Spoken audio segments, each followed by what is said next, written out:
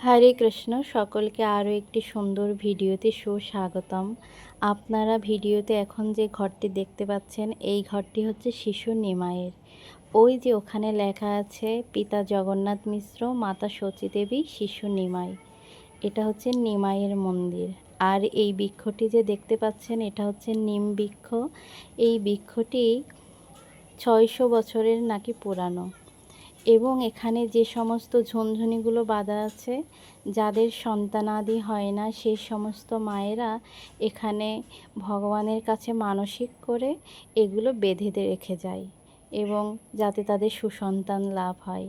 আর এই যে দেখতে পাচ্ছেন, এটা হচ্ছে শিশু নিমাইয়ের চরণ চিহ্ন। অত্যন্ত দুর্লভ দর্শন। আগেও আপনাদেরকে একটা ভিডিওতে নিমাইয়ের এই চরণ দেখিয়েছি।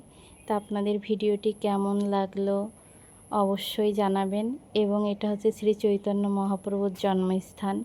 মায়াপুর এলে অবশ্যই এই স্থানটি দর্শন করে যাবেন। হরে কৃষ্ণ।